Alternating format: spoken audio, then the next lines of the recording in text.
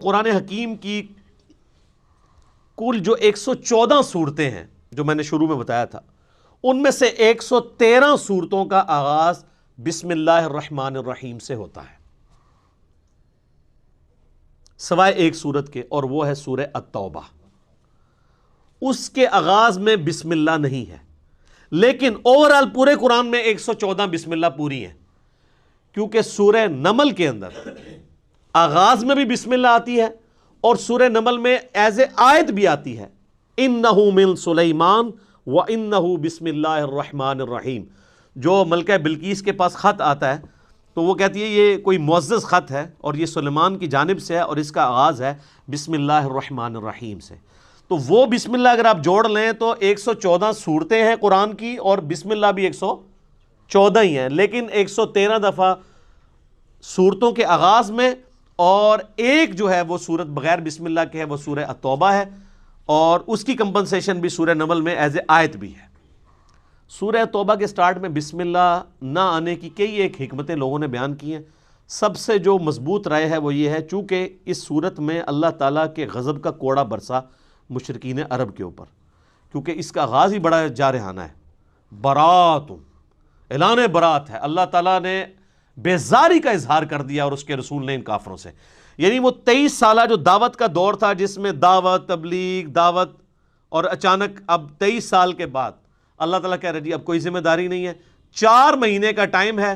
یا تو یہ اسلام قبول کریں گے یا عرب کی سرزمین چھوڑ کے چلے جائیں گے، اور اگر عرب میں رہیں گے تو قتل کیے جائیں گے، عذاب استیصال ان کے اوپر آئے گا۔ کیونکہ اگلے نبیوں کے منکرین پہ بھی تو عذاب آتا تھا نا، قوم نوح پہ عذاب آیا نا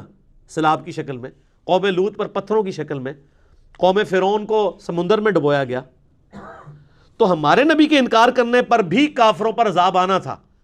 23 سال چھٹی دی کھلی۔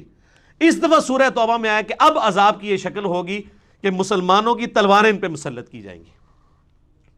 اور سورہ توبہ کی آیت ہے 14 نمبر، اللہ تعالیٰ فرماتا ہے مسلمانوں اللہ تعالیٰ انہیں عذاب دے گا تمہاری تلواروں سے۔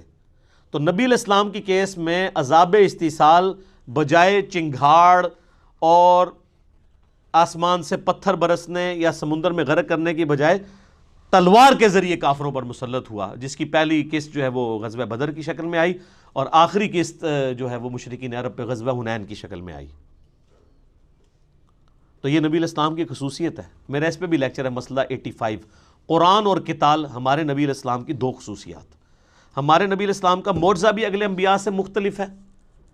یعنی وہ حصی معجزہ نہیں ہے دعوی نبوت والا، بلکہ قرآن ہے،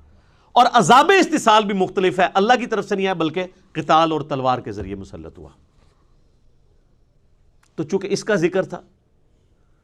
اور یہی آج کل کافر بھی کوٹ کرتا ہے جی قرآن میں یہ دھمکی لکھی، اور دھمکی وہ ان لوگوں کے لیے، آج کے کافروں کے لیے نہیں ہے، وہ اللہ کا عذاب ہے ان پر کہ 23 سال کے بعد اب اسلام نہیں قبول کیا، تو وہ اللہ کا کرنا ہوا کہ اسلام قبول ہی کر لیے سب نے۔ اللہ تعالیٰ نے ان کے دل اسلام کے لیے کھول دیے، وقتی طور پہ تو ڈر کے کیا تو لقاء نے، اور اللہ نے بعد میں ایمان بھی پھر استقامت دے دی لوگوں کو۔ تو اس لیے سورہ توبہ میں چونکہ اللہ تعالیٰ کی جلالی صفت ڈومیننٹ ہے، غزوہ تبوک کے اعتبار سے ایون صحابہ کرام پہ بھی بڑی یعنی سخت گرفت کی گئی ہے، ان صحابہ کے اوپر جنہوں نے سستی دکھائی،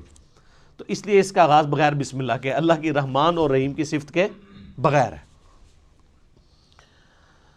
تو یہ 114 کا عدد پورا ہو جاتا ہے جب سورہ نمل میں وہ بسم اللہ کر دی جائے۔